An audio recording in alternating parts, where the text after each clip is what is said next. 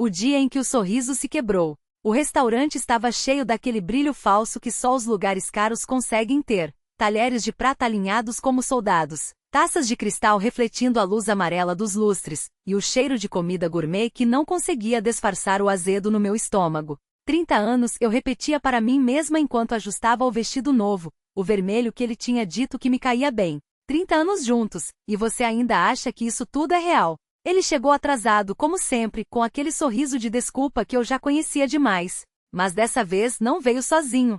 Ao seu lado, colada como uma sombra perfumada, estava ela, a mesma mulher das mensagens que eu tinha visto por acidente no celular dele, a mesma que respondia com corações e saudades às 3 da manhã. Alta loira, com um vestido tão justo que parecia pintado no corpo. E o pior, ele não tentou esconder. Feliz aniversário, meu amor, ele disse, beijando minha bochecha com os lábios frios, enquanto a mão dela descansava possessiva em seu braço.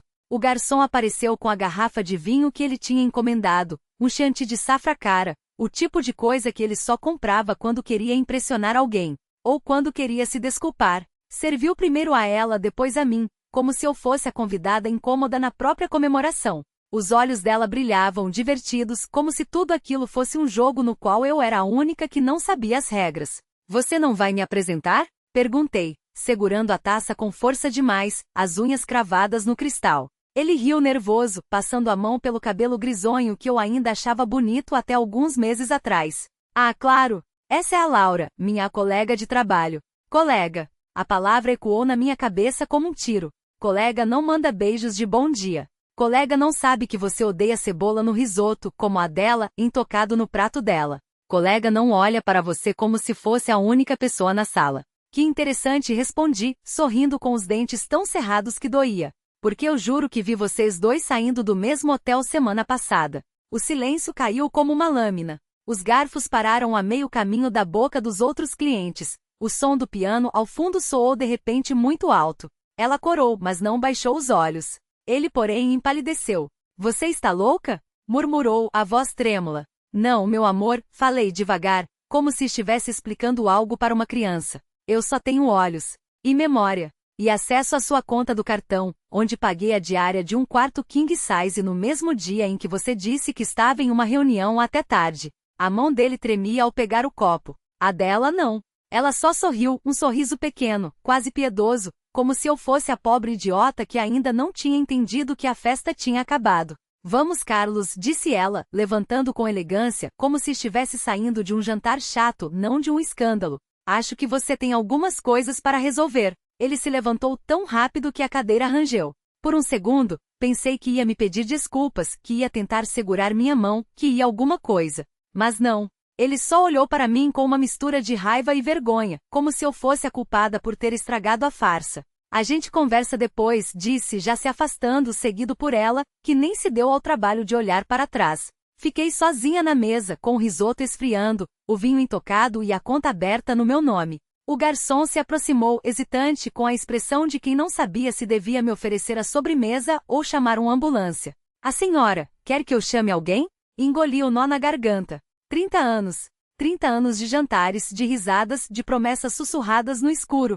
30 anos que agora pareciam apenas o prelúdio de uma piada de mau gosto. Não respondi pegando a bolsa. Mas pode me trazer a conta? E um Uber. Quando saí, a noite estava fria, mas não tanto quanto o vazio que sentia no peito.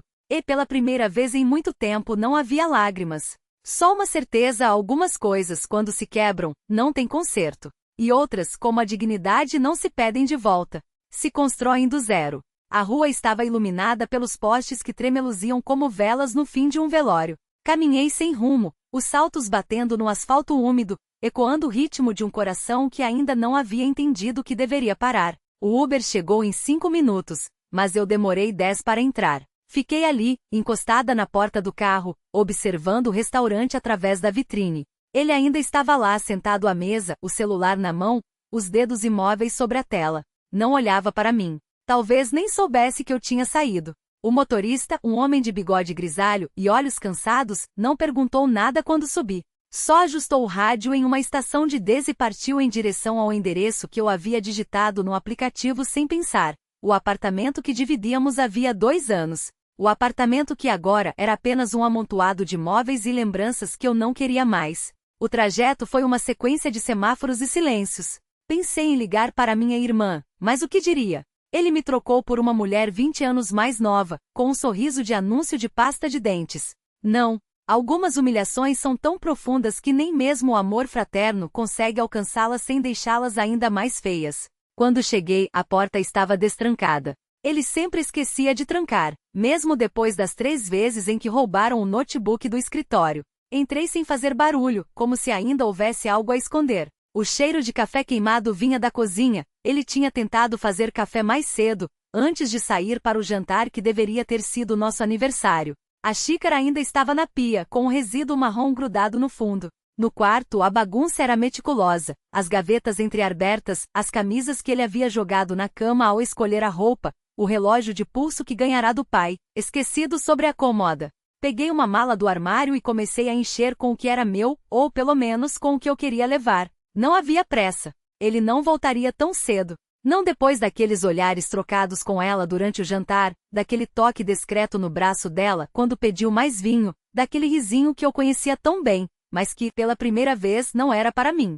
Encontrei a caixa de joias no fundo do guarda-roupa. Dentro, além dos brincos que ele me dera no nosso primeiro Natal juntos, havia um envelope amarelecido. Abri sem curiosidade, apenas por inércia. Era um bilhete meu escrito há anos, em uma época em que ainda acreditava em eternidades bobas. Se um dia a gente se perder, promete que vai me procurar? Mesmo que demore. Mesmo que doa. Dobrei o papel com cuidado e o guardei no bolso da calça. Algumas coisas não se jogam fora. Mesmo quando viram cinzas, ainda aquecem as mãos por um instante. O telefone vibrou na bolsa. Era ele. Não atendi. Não havia mais nada a dizer. As palavras que restavam, por quê? Como? Desde quando? Eram todas perguntas sem resposta, ou com respostas tão óbvias que machucavam mais do que o silêncio. Desci as escadas com a mala, sem olhar para trás. O porteiro, um homem que me cumprimentava com um sorriso há anos, baixou os olhos quando passei. Talvez já soubesse. Talvez todos soubessem, menos eu. Na calçada, respirei fundo. O ar cheirava a chuva próxima. Não chorei. Não gritei. Só caminhei até o ponto de táxi mais próximo, com a mala batendo nas minhas pernas, como se cada passo fosse um prego sendo martelado em algo que já estava morto há muito tempo. O motorista do táxi, uma mulher de cabelos curtos e voz rouca, perguntou para onde eu queria ir. Pensei no hotel onde ficava quando viajava a trabalho, na casa da minha mãe, no apartamento minúsculo que aluguei quando me mudei para a cidade, aos 22 anos. Mas none daqueles lugares era onde eu precisava estar. Para o aeroporto, respondi. Ela assentiu, ligou o taxímetro e partiu.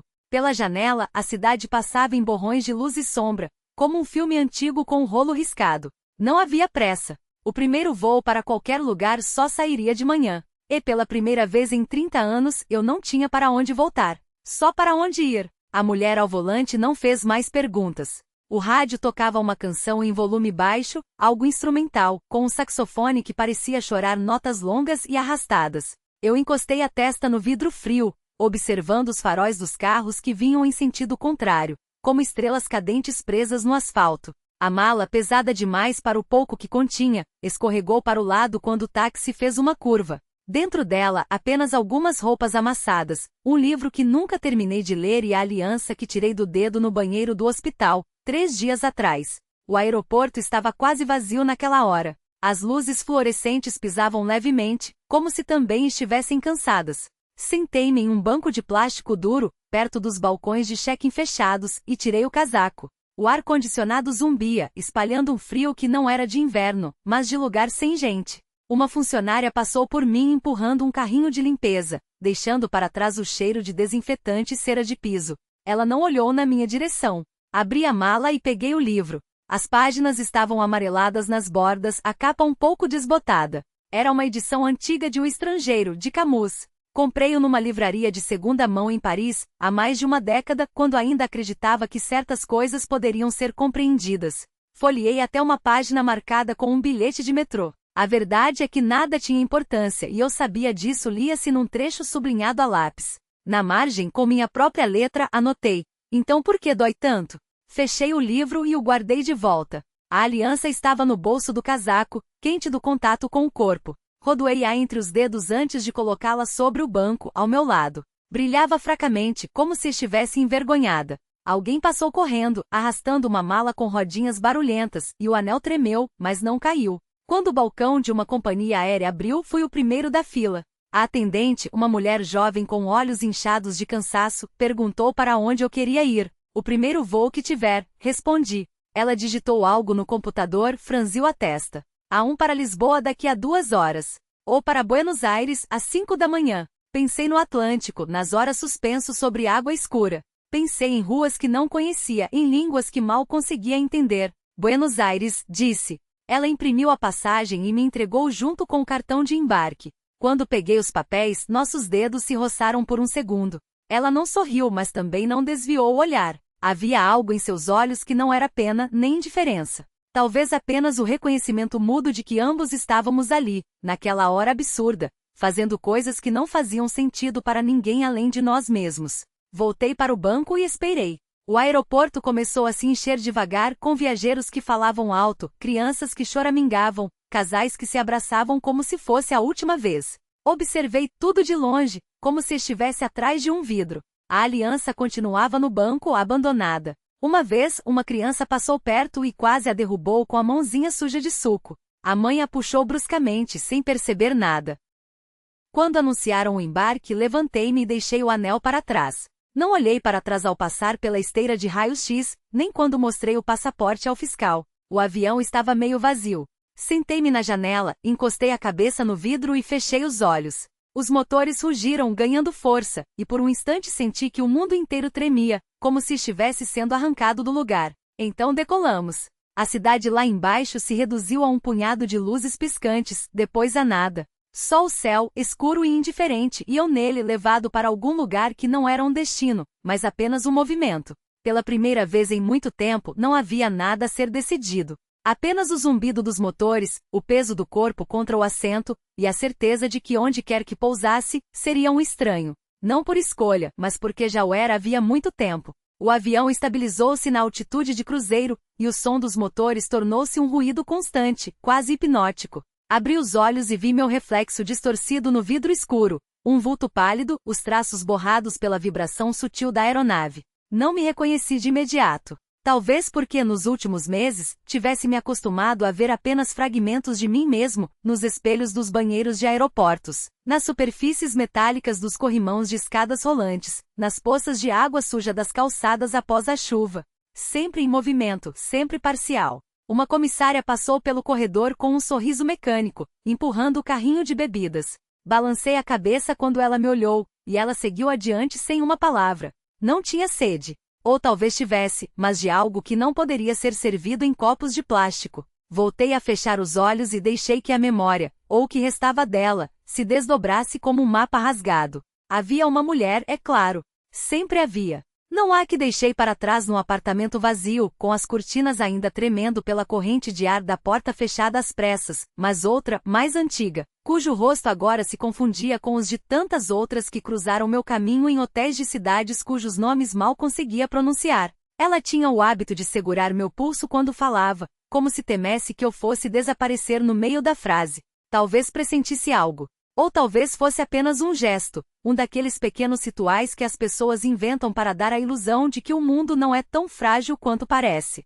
O avião sacudiu levemente, e um homem algumas fileiras à frente tossiu, um som úmido e cansado. Pensei em todas as vezes em que prometi não embarcar em outro voo, não atravessar outra fronteira, não começar tudo de novo em algum lugar onde meu nome soaria como um erro de pronúncia. Mas aqui estava. Sempre aqui. O piloto anunciou que em breve serviriam o jantar, e o cheiro de comida pré-aquecida começou a se espalhar pela cabine. Não tinha fome. Ou melhor, tinha, mas não daquilo. A fome que senti era de outra natureza, uma coisa surda, instalada nas costelas, que nem o álcool nem o sono conseguiam apaziguar. Era a fome de quem já comeu demais e mesmo assim continua vazio. Olhei para as mãos. Os nós dos dedos estavam mais salientes do que lembrava, a pele um pouco mais fina, como se algo estivesse sendo desgastado por dentro. No dedo anelar da mão esquerda, a marca do anel ainda era visível, uma linha pálida onde a pele não se bronzeava direito. Não o usava havia anos, mas o corpo guardava a memória do peso, assim como guardava a memória de outros pesos, de malas abandonadas em estações, de promessas deixadas para trás em quartos de hotel, de cartas nunca enviadas no fundo de gavetas empoeiradas. Alguém no assento atrás de mim ligou um filme. O som vinha abafado, mas reconheci a trilha sonora, algo épico, cheio de trompas e cordas. O tipo de música que tentava convencer o espectador de que a vida era feita de grandes gestos e finais triunfais. Sorri sem querer. Sabia que não era bem assim. A vida, pelo menos a minha, era feita de esperas em saguões de aeroportos, de olhares trocados com estranhos que nunca mais veria, de decisões tomadas no último segundo, quando o avião já estava taxiando na pista e não havia mais tempo para desistir. O céu do lado de fora era um vazio perfeito, sem nuvens, sem estrelas. Às vezes me perguntava se não era assim que deveria ser. Um trajeto sem marcas, sem pontos de referência, onde o único sentido era o movimento em si. Não havia chegadas, apenas partidas disfarçadas. E eu, mais uma vez, era apenas um passageiro, levado pelo vento artificial das turbinas, rumo a um lugar que ainda não existia, exceto como uma coordenada em um sistema de reservas aéreas. Fechei os olhos de novo e deixei que o zumbido dos motores preenchesse o silêncio. Não havia nada a fazer a não ser esperar. E de certa forma era um alívio. Porque esperar, afinal, era o que melhor sabia fazer. O avião ganhou velocidade, e o corpo foi pressionado contra o encosto enquanto as rodas perdiam contato com o solo. Não houve um momento exato em que o peso se desfez, foi uma dissolução gradual, como se o chão sob os pés tivesse se tornado líquido e depois vapor, até que só restasse o ar rarefeito e a sensação de estar suspenso entre algo que já não era mais e algo que ainda não era. Pela janela, a cidade encolheu até virar um aglomerado de luzes pálidas, um mapa de ruas que nunca mais seriam percorridas daquela maneira, por aquele alguém que em terra ainda respirava o mesmo ar. Dentro da cabine, o clima era de uma quietude ensaiada. Os comissários moviam-se com gestos precisos, como automatos programados para simular humanidade. Uma mulher 2 assentos à frente folheava uma revista com as unhas pintadas de um vermelho tão escuro que parecia preto sob a luz amarelada. O homem ao lado dela dormia com a boca entreaberta, emitindo um ronco baixo e irregular, como se o próprio corpo resistisse à ideia de estar ali, a milhares de metros do chão. Ninguém falava. As palavras, quando existiam, eram murmúrios secos, trocados entre estranhos que sabiam, por instinto, que qualquer conversa seria apenas mais uma camada de ruído sobre o vazio que os unia. O piloto anunciou a altitude de cruzeiro, e a voz dele soou metálica nos alto-falantes, como se viesse de outro tempo. Tempo estimado de voo, 7 horas e 40 minutos. 7 horas e 40 minutos de não lugar, de não tempo. 7 horas e 40 minutos para fingir que a vida lá embaixo não estava seguindo adiante sem eles, que as decisões tomadas às pressas não tinham peso, que as malas despachadas não continham roupas de mais ou de menos, como se o futuro pudesse ser calculado em quilos. Ele abriu os olhos quando a comissária passou pelo corredor com a bandeja de bebidas. O uísque foi servido em um copo de plástico 2 doses, sem gelo. O primeiro gole queimou como deveria, mas o segundo já era apenas um líquido morno, inócuo. No bolso da camisa, o telefone estava desligado há horas, uma pequena morte voluntária, um corte limpo. Não haveria mensagens esperando por ele ao pousar, nenhuma voz gravada para lembrá-lo de algo que esquecera. Era assim que queria, chegar como um fantasma, sem aviso, sem rastros. Do lado de fora, a noite se estendia sem fim, um tecido preto e liso que o avião parecia costurar com sua trajetória. Não havia turbulência, nem mesmo o mais leve solavanco. Era como se o mundo tivesse decidido poupá-los dessa vez, como se por algumas horas, a física tivesse se rendido à ilusão de que tudo poderia ser suave, previsível. Mas ele sabia que não era assim. Nada era suave. A suavidade era apenas a ausência momentânea de fraturas, o intervalo entre um impacto e outro. Quando o sono veio foi sem aviso, como um desmaio. Sonhou com um corredor longo, iluminado por lâmpadas fluorescentes que piscavam em intervalos irregulares. No fim do corredor, uma porta entreaberta deixava escapar uma luz dourada, quente. Ele tentou chegar até lá, mas a cada passo que dava, a porta se afastava na mesma proporção, como se o espaço entre eles fosse elástico. Não havia pressa nem desesperança, apenas a certeza de que aquilo duraria para sempre, que o movimento era o único estado possível. Acordou com um solavanco seco, o avião sacudindo levemente ao encontrar uma corrente de ar. A mulher das unhas negras já não estava mais lá. No lugar dela, um casal idoso dividia um fone de ouvido, escutando algo que os fazia sorrir em uníssono, como se compartilhassem um segredo antigo. Ele se perguntou quantas vezes aqueles dois haviam feito essa mesma viagem, quantas vezes haviam se olhado daquela maneira, como se o tempo entre eles fosse uma coisa maleável, algo que podiam esticar ou comprimir à vontade. Faltavam 3 horas para o pouso. 3 horas para decidir se ligaria ao telefone ao desembarcar, se responderia às perguntas que viriam, se diria a verdade ou inventaria algo mais conveniente. 3 horas para ensaiar, no silêncio da cabine, as palavras que nunca seriam ditas. Fechou os olhos de novo. O zumbido dos motores era um mantra agora, uma litania mecânica que o conduzia não para frente, mas para dentro, para um lugar onde as coordenadas não importavam, onde as partidas não precisavam ser disfarçadas de chegadas. Por um instante, permitiu-se acreditar que ali, naquela cápsula de metal suspensa no nada, ele não era um passageiro, mas o próprio voo, algo em trânsito permanente, sem origem nem destino, apenas o movimento eterno entre um ponto e outro que jamais se encontrariam.